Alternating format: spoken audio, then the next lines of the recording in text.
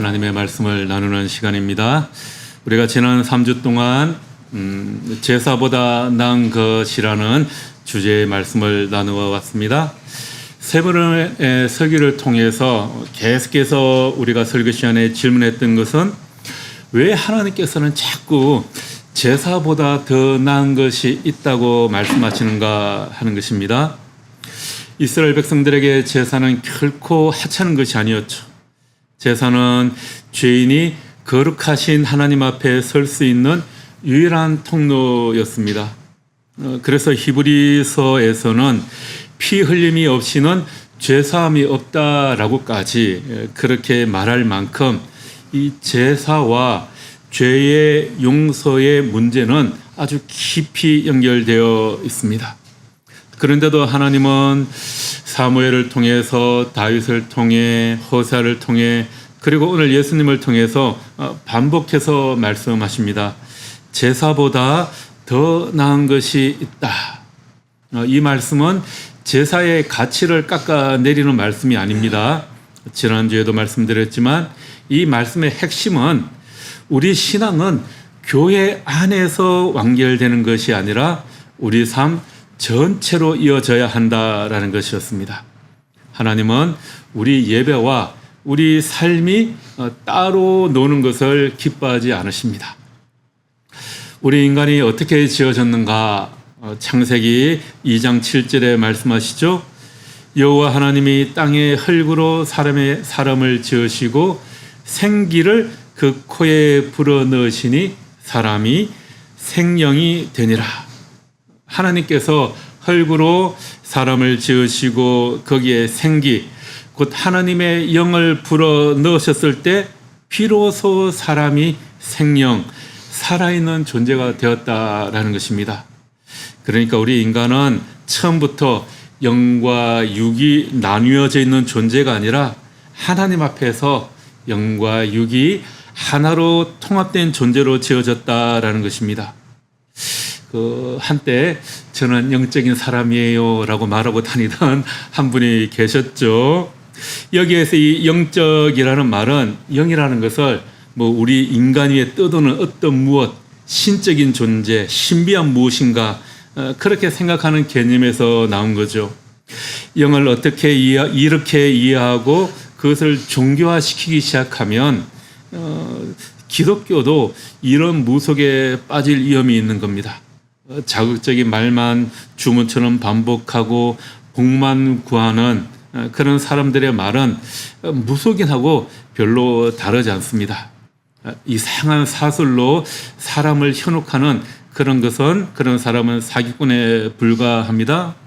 여러분, 그래서 결국 저는 영적인 사람이에요 라고 말하던 그 사람이 감옥에 들어가 계시지 않습니까? 이 영적이라는 것은 우리 삶과 동떨어진 어떤 신비한 체험이나 감정 상태를 말하는 것이 아닙니다. 바울은 로마서 12장 2절에서 이렇게 말했습니다.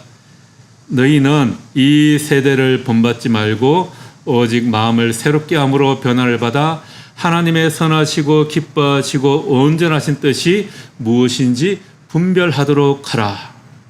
우리의 마음이 새롭게 된다, 새로워진다는 것은 결국 우리의 생각과 우리 삶 전체가 하나님의 뜻에 따라, 하나님의 뜻을 따라 달라진다라는 것입니다.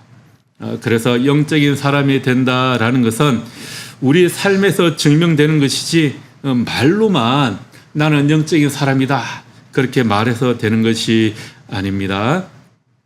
지난 3주간 하나님께서 제사보다 낫다라고 하신 그 세 가지의 의미를 살펴보았습니다.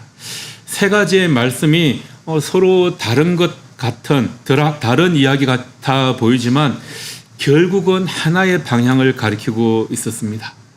예배는 우리 삶과 분리될 수 없다라는 것이었습니다.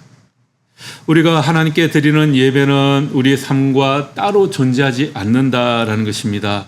우리 영과 혼과 육이 따로 떨어져 있는 것이 아니라 전인격적인 존재인 것처럼 우리 신앙도 교회 안과 교회 밖으로 나뉘어질 수가 없다라는 것입니다. 그래서 하나님께 드리는 예배가 진실하다면 그것은 우리의 생각과 마음과 삶 속에서도 나타나야 한다라는 거죠. 오늘은 그 마지막으로 제사보다 나은 것 마지막으로 화해에 대해서 살펴보려고 합니다. 우리가 읽은 개역 개정 성경에서는 화목하라, 화목하고라고 이렇게 번역되어 있는데 이 우리 말에서는 화해라는 것이 깨어진 관계를 회복하는 과정을 말하는 것이고요. 화목은 그렇게 회복되어서 평안한 상태에 있는 그 상태를 말하는 겁니다. 그래서 24절에 이 화목으로 번역된 단어는 화해라고 우리가 표현하는 것이 맞는 것 같아요. 화목으로 번역된 헬라어 원어는 그 깨어진 관계를 회복시키고 회복한다라는 의미가 담겨 있습니다. 그래서 오늘 설교에서는 화목이라는 말 대신에 화해라는 그런 단어로 계속해서 표현을 하도록 하겠습니다. 예수님께서 본문에서 말씀을 하시는 의도도 단순히 사이좋게 지내라라는 것이 아니죠. 먼저 가서 화해하여라. 깨어진 관계를 회복하기 위해 먼저 움직이라라는 그런 의미의 말씀입니다. 오늘 본문은 팔복의 말씀으로 시작하는 산상수훈에 속해 있습니다. 심령이 가난한 자는 복이 있나니 애통하는 자는 복이 있나니 온유한 자는 복이 있나니 그리고 이어서 소금과 빛의 비유가 나오고 예수님께서는 자신이 율법을 폐하러 온 것이 아니라 완성하러 왔다라고 선언하십니다. 이 흐름 속에서 예수님께서 하시는 말씀의 패턴이 있죠. 옛사람에게 이렇게 말한 바 뭐뭐 하였다는 것을 너희가 들었으나 나는 너희에게 이렇게 말한다 하시죠. 이런 패턴이 계속해서 이제 반복됩니다. 오늘 본문도 바로 그 패턴 중에 하나로 살인하지 말라라는 계명을 재해석하시는 장면에 나옵니다. 오늘 이 본문의 배경을 제대로 이해하려면 먼저 당시 유대인들의 제사와 제물이 어떤 의미가 있는지를 우리가 좀 더 살펴보아야 합니다. 유대인들에게 제물 없는 제사란 상상조차 할 수 없는 일이었습니다. 레위기에 보면 1장에서부터 5장까지 번제, 소제, 화목제, 속죄제, 속건제 이런 제사의 이야기가 나오고 그 제사별로 각각 드려야 하는 제물의 종류가 하나하나 규정되어 있습니다. 그리고 그 제사별로 그 제물을 어떻게 잡고 어느 부위는 태워서 드리고 어느 부위는 기름으로 드리고 또 어떤 부위는 제사장이 먹을 수 있고 또 어떤 부위는 제사를 드리는 사람이 가져가서 나누어 먹을 수 있다. 이런 것들이 세세하게 기록되어 있죠. 빈손으로 제사를 드리는 법은 없습니다. 소나 양을 드려야 하고 그것을 드릴 형편이 안 되면 비둘기라도 잡아서 드려야 되죠. 비둘기를 드릴 형편조차 안 된다. 그러면 고운 밀가루라도 가져와서 제물로 바쳐야 했습니다. 제사를 드리는 사람이 있고 제사를 집례하는 제사장이 있고 또 정교한 이런 제사 제도가 다 갖추어 있어도 그 중심에 희생과 헌신을 나타내는 이 제물이 없으면 이 제사 자체가 성립할 수가 없는 겁니다. 자, 우리 예배에서 이렇게 제물처럼 중요한 건 뭐가 있을까요? 비교가 조금 쉽지가 않죠. 뭐 헌금, 11조, 설교, 예, 뭐가 해당될지는 모르겠습니다. 헌금을 그렇게 정성스럽게 준비하시는 분들도 있죠. 우리는 대부분 온라인으로 이체를 하지만 예전에 어르신들은 헌금을 하나님 앞에 드릴 때 정성스럽게 드려야 된다라고 하시면서 지폐를 예배 드리러 가기 전날 저녁에 다리미로 빳빳하게 다려가지고 그렇게 정성스럽게 드리던 분들도 있었어요.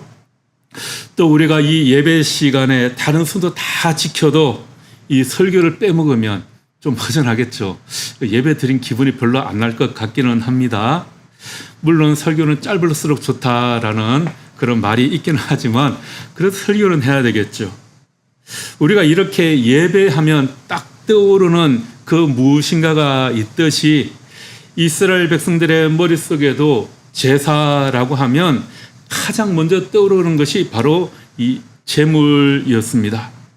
그러니까 이스라엘 백성들에게 제사는 곧 제물을 하나님께 드리는 바로 그 의식과 연결되어 있는 겁니다.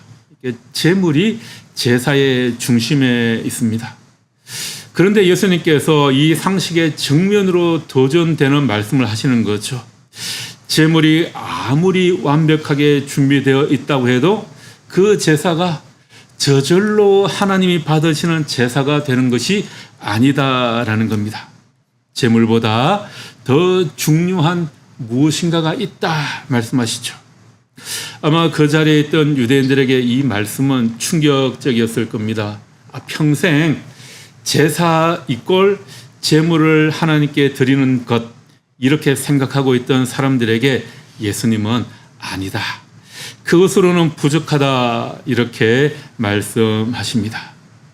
예수님만 이렇게 말씀하시는 것이 아니라 지난 3주간 우리가 말씀을 나누었던 사무엘, 다윗, 호세아가 같은 말을 했습니다. 자, 그렇다면 예수님께서 제사보다 낫다라고 말씀하시는 이 화해라는 것이 어떤 맥락에서 나온 말씀인지 좀 먼저 살펴보아야 합니다. 구체적으로 어떤 상황을 두고 하시는 말씀인가?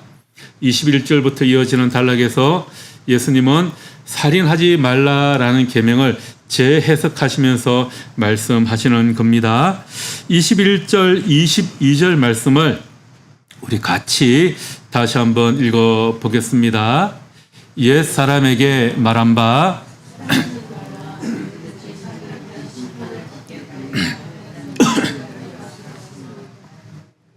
에게 이르노니 형제에게 노하는 자마다 심판을 받게 되고 형제를 대하여 나가라 하는 자는 공에 잡히게 되고 미련한 놈이라 하는 자는 지옥불에 들어가게 되리라. 살인하지 말라라는 계명은 우리가 다 압니다. 그래서 나는 사람을 죽인 적이 없으니 이 계명은 나와 상관없다 이렇게 생각할 수 있죠. 그런데 예수님께서는 이 계명의 그 뿌리에 대한 말씀을 우리에게 하고 계십니다.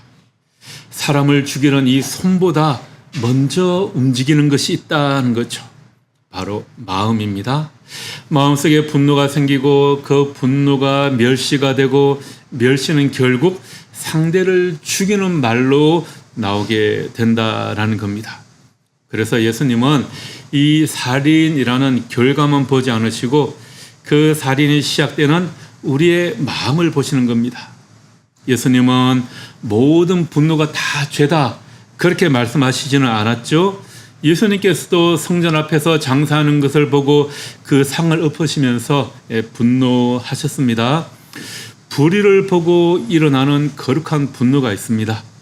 그러나 예수님께서 여기서 말씀하시는 그 형제를 향한 혈기를 부리는 분노, 자기 감정과 이기적인 욕망에서 나오는 분노, 그것은 안 된다라는 거죠. 그런 분노는 이미 심판을 받게 될 만큼 무거운 것이다라고 하십니다. 그리고 예수님께서 한 번 더 말씀하시죠. 형제를 대하여 나가라 하는 자는 공회에 잡히게 되고, 이 나가라는 단어는 히브리어 욕설을 그대로 헬라어로 음역하여 사용하는 단어입니다. 그 아마 당시 팔레스타인 사람들이 일상적으로 쓰던 욕설이었던 것 같아요. 우리말로 옮기면 야 이 머리 빈 놈아, 골빈 골빈 놈 이런 정도의 뜻입니다. 그러니까 심각한 저주라기보다는 상대를 아무 생각 없는 사람 취급하며 던지는 그런 멸시의 말이죠. 우리도 생각 없이 행동하는 사람들을 보면 저 골빈 땡땡 이렇게 비하하는 말을 하는 것을 많이 들을 수가 있습니다. 그 시대 사람들에게 일상적인 그런 표현이었다라는 거죠. 예수님은 이어서 또 이렇게 말씀하십니다. 미련한 놈이라 하는 자는 지옥불에 들어가게 되리라. 여기서 이 미련한 놈으로 번역된 헬라어는 모레라는 단어인데요. 이 단어는 단순한 욕설을 넘어선다고 합니다. 도덕적으로 어리석고 하나님 앞에서 어리석은 사람을 가리키는 단어라고 해요. 시편 14편에 보면 어리석은 자는 그의 마음에 이르기를 하나님이 없다 하는도다, 이런 말씀이 나오는데요. 여기에서 이 어리석은 자로 번역된 단어는 히브리어로 나발이라는 단어인데, 이 헬라어의 모레하고 같지는 않은데 비슷한 그런 의미로 사용됩니다. 구약 정통에서도 미련한 자는 단순히 머리가 나쁜 사람을 가리키는 말이 아니라 하나님을 무시하고 자기 뜻대로 살아가는 그런 영적으로 어리석은 사람을 가리키는 것입니다. 그런데 오늘 본문을 보면 예수님께서는 분노, 라가, 미련한 놈이라는 말들을 언급하시면서 그들이 받는 형벌을 심판을 받을 것이다, 공회에 잡혀가게 될 것이다, 지옥불에 던져질 것이다 라고 하시면서 심판의 강도를 점점 높여가면서 말씀을 하십니다. 그러면서 예수님께서 미련한 놈이라고 욕설하는 것을 지옥불과 연결시키셨죠. 왜 이렇게까지 욕한다고 지옥에 떨어질 것이다 라고까지 말씀하실까요? 말 한마디가 이렇게 무거운 죄일까, 그런 생각이 듭니다. 이것은 아마 앞에 팔복의 말씀과 좀 연관해서 우리가 읽어야 할 것 같아요. 심령이 가난한 자는 복이 있나니, 애통하는 자는 복이 있나니, 의에 줄이고 목마른 자는 복이 있나니, 이런 마음을 가진 사람들은, 다시 말해서 자기의 연약함을 알고 하나님의 은혜를 구하는 사람은 형제 자매를 향해, 다른 사람을 향해 함부로 욕하거나 멸시할 수가 없습니다. 자기가 얼마나 하나님의 은혜가 필요한 존재인가를 아는 사람은 다른 사람들을 향해서도 은혜의 눈으로 바라보게 되는 거죠. 결국 문제의 본질은 욕설 그 자체가 아닙니다. 그 욕설을 만들어내는 내 형제를 향한 사랑 없는 마음이 문제다라는 거죠. 말은 우리 마음의 거울입니다. 우리 입에서 나오는 말이 상대를 살리는 말인지 죽이는 말인지를 보면 우리 마음의 상태를 알 수 있는 겁니다. 우리가 누군가를 향해서 야, 너는 왜 그 모양이냐, 생각이 있는 거냐 없는 거냐, 이런 말을 쏟아내는 것, 이것이 예수님께서 말씀하신 것처럼 우리가 불붙는 지옥에 던져질 것이다 라고 경고하신 그런 욕설이 될 수도 있다라는 겁니다. 우리가 이런 말 하고 나서 그러죠. 내가 말만 그러는 거지 내 마음은 아니야, 진심은 아니야, 이렇게 쉽게 또 이야기하기도 합니다. 그러나 예수님은 그 말 한마디의 무게를 결코 가볍게 보지 않으십니다. 자, 그렇다면 이렇게 형제를 향한 분노와 멸시의 마음을 품은 채로 하나님 앞에 나온다면 어떻게 될까요? 예수님은 바로 이 질문에 대한 답으로 23절, 24절을 말씀하고 계십니다. 23절, 24절도 우리 같이 한번 읽어볼까요? 그러므로 예물을 제단에 드리려다가 거기서 내 형제에게 원망 들을 만한 일이 생각나거든 예물을 제단 앞에 두고 먼저 가서 형제와 화목하고 그 후에 와서 예물을 드리라. 자, 여러분 생각해 보십시오. 제단 앞에 제물을 딱 손에 들고 있는 바로 그 순간입니다. 이 사람들은 우리가 오늘 주일 예배를 드리기 위해서 동네 교회에 찾아가듯이 그렇게 편하게 교회에 온 사람들이 아닙니다. 어떤 사람들은 저 이방 땅 먼 곳에서 순례를 와서 이미 제사장 앞에 선 사람들입니다. 예수님은 그런 사람들에게 예배를 멈추고 가서 화해하라 하십니다. 이것은 형식적으로 싸우지만 않으면 된다 그런 뜻이 아닙니다. 하나님을 향한 경외가 진짜라면 그 경외는 반드시 우리가 맺은 관계 속에서도 드러나야 한다라는 거죠. 이 불화라는 것은 적대감과 거리감에서 생겨납니다. 상대를 미워하고 마음 깊은 곳에 그가 잘못되기를 바라는 마음, 그런 마음을 가진 사람이 있을 수도 있겠죠. 그런 마음을 가지는 것이 바로 불화입니다. 반대로 화해는 용서와 친밀함입니다. 내 자존심을 내려놓고 먼저 손을 내미는 것, 이것이 하나님을 향한 경외의 가장 구체적인 표현 중 하나입니다. 그런데 여러분, 이렇게 화해를 이루고 나면 우리 삶에 무엇이 찾아올까요? 그렇게 화해의 손길을 내리밀기 참 쉽지 않죠. 그런데 그렇게 화해를 하고 나면 우리 마음의 짐이 다 내려가고 관계가 회복된 그 자리에 기쁨과 평안이 찾아오게 됩니다. 이것이 바로 성경이 말하는 복, 행복인 것 같습니다. 우리가 흔히 쓰는 이 행복이라는 단어, 다행 행자에 복복자 두 글자가 합쳐진 말이죠. 이 단어가 일본에서 들어온 단어다라고 그런 말이 있더라고요. 동양 문화권, 특히 불교 문화권에서는 이 행복이라는 단어가 나오지 않는다고 그래요. 행복이라는 단어가 일본에서 메이지 시대 이후에 쓰이기 시작했다라고 그렇게 주장들을 하는데, 그 메이지 시대는 서구 사상과 서구의 요소들이 물밀듯이 들어오던 시대였잖아요.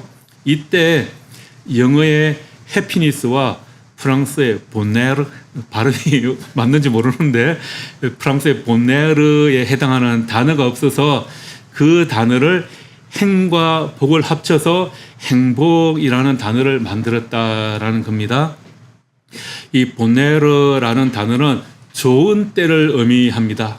그러니까 운이 좋아 멋진 때를 획득하고 그 때를 잘 포착해서 행복해진다라는 그런 의미입니다. 영어의 해피도 비슷한 의미라고 해요.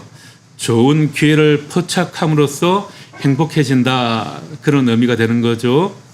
우리가 요즘에 이 행복이라는 단어를 너무 많이 사용하다 보니까 이 행복해지는 게 인생의 막 궁극적인 목표인 것처럼 느껴지죠. 그래서 우리가 기쁘고 즐거움으로 만족하기 위해서 무언가를 더 가져야 하고 추구해야 한다, 그런 생각을 합니다. 그런데 전통적으로 우리 동양 사상에서는 그렇게 해서 행복해지는 것이 아니라 아집을 버려야 행복해질 수 있다라고 합니다.